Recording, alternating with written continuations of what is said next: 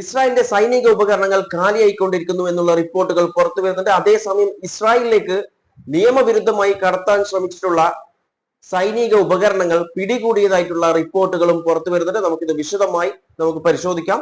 അതുപോലെ ചർച്ച ഫെയിൽ ആയിട്ടുള്ള കാര്യം, പരാജയപ്പെട്ടുള്ള കാര്യം നിങ്ങൾക്കൊക്കെ അറിയാമായിരിക്കുമല്ലോ. ഇപ്പോൾ US-ന്റെ ഇന്റലിജൻസ് നിന്ന് വന്നിട്ടുള്ള റിപ്പോർട്ട് പ്രകാരം ഇറാനെ സഹായിക്കാൻ ചൈന മുന്നോട്ടേക്ക് വന്നിട്ടുണ്ട് എന്നുള്ള റിപ്പോർട്ട് US ഇന്റലിജൻസ് നിന്ന് വന്നിട്ടുണ്ട്. നമുക്കതും ഡിസ്കസ് ചെയ്യാം. ഇതൊക്കെ ഡിസ്കസ് ചെയ്യുന്നതിന് മുൻപായി ഇസ്രായേലിൽ നിന്ന് ഒരു വാർത്ത വരുന്നുണ്ട്. നമുക്ക് ആദ്യം അത് നോക്കാം.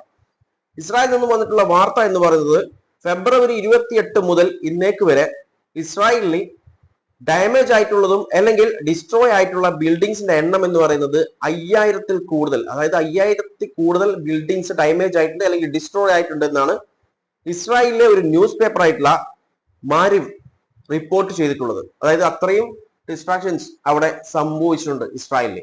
പലതും പുറത്തു വിടാത്തതാണെന്നാണ് ഈ ഒരു ന്യൂസ് പേപ്പർ, ഈ ന്യൂസ് ഏജൻസി ഇപ്പോൾ പറഞ്ഞുകൊണ്ടിരിക്കുന്നത്. ഇനി നമുക്ക് ഇസ്രായേലിലേക്ക് നിയമവിരുദ്ധമായി സൈനിക ഉപകരണങ്ങൾ കടത്തിയിട്ടുള്ളത് ആരാണെന്നും ആരാണ് പിടികൂടിയിട്ടുള്ളത് എന്നുള്ള വാർത്ത നോക്കാം. UK's armed firms catch trying to illegally send military equipments to Israel view Belgium. Belgium വഴി ഇല്ലീഗലായിട്ട്